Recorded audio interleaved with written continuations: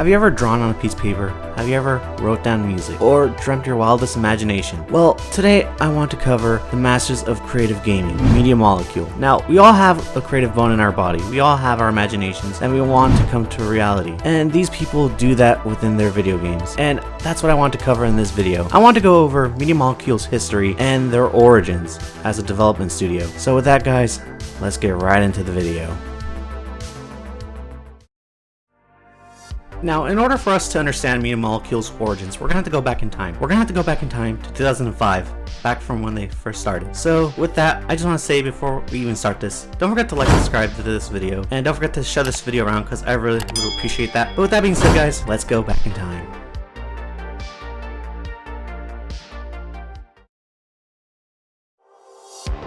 The history of Media Molecule begins in 2005 with 4 individuals specifically that used to work at Lionhead Studios. These individuals being Kareem Mattouni, Mark Healy, David Smith, and Alex Evans, who by the time of this recording actually left Media Molecule. These 4 would later go on to make their own game while still working at Lionhead Studios, which was called Ragdoll Kung Fu, and this released in 2005 as the first non-Valve game on Steam. And this was a big deal because Steam was trying to push a low-cost and low-risk third-party game, and they were released to a small amount of success, which later on they also worked on another game in 2005 which they demoed on YouTube, which was known as Mr. Yellowhead, and this laid the blueprint for what we now know as LittleBigPlanet. Now, it should also be noted that between 2005 and 2006, where they left to go start off their own company, they were also going to pitch this game to other publishers. They actually pitched this game to Nintendo first, but they turned it down, which later on they actually went to pitch it to Sony, which Sony picked up the game and decided to publish it.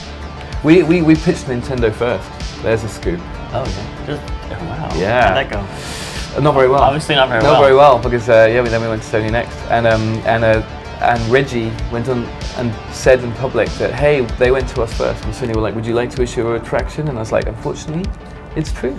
We went there first, but they didn't give us any money. How crazy is that to now know that Nintendo was pitched the idea first and they turned it down, and come to see later on in the future that they are doing their own version of LittleBigPlanet with Mario Maker and Mario Maker 2. It's so crazy. But let's fast forward to 2007.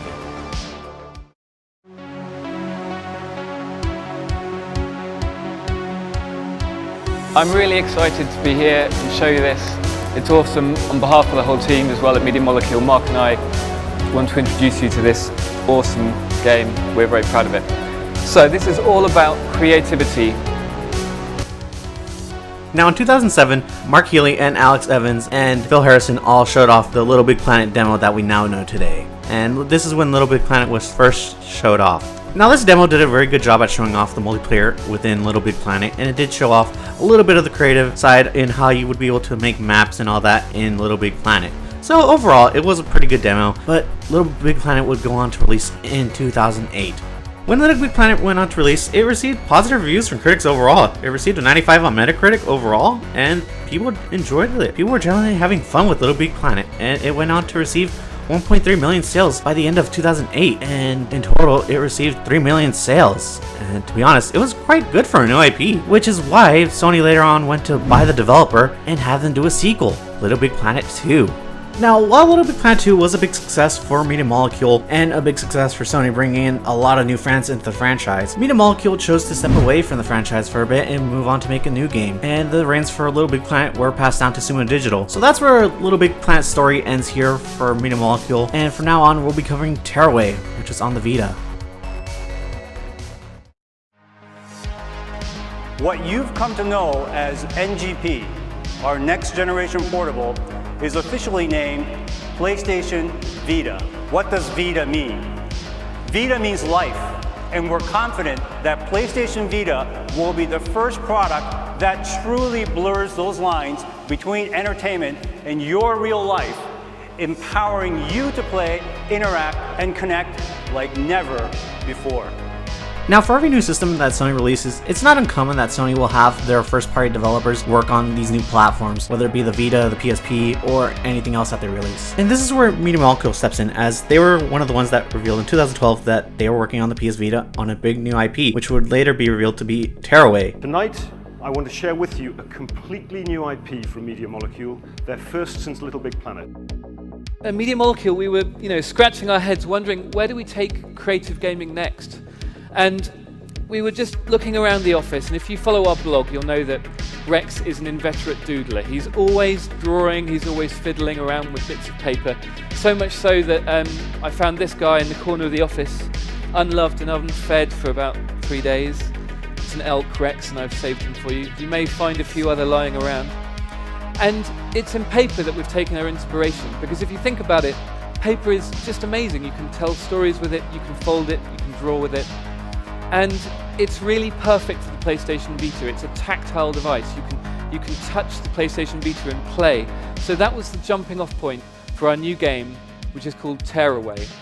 Now what I find most interesting is that even after LittleBigPlanet, even after the big success, Media Molecule still finds a way to try to innovate in the creative gaming genre. Now saying this, it's sad to say that Tearaway didn't sell well, and honestly, the Vita proved to be the death of many beloved PlayStation developers such as Zipper Interactive, Studio Liverpool, and many more PlayStation developers. Now with that being said, sadly Tearaway only went on to go sell around 600,000 copies on the Vita, but it did get a port to the PS4, which also didn't sell that well, and this put in the fear that maybe Sony was going to close Media Molecule. And from here on out, we're going to be talking about Dreams.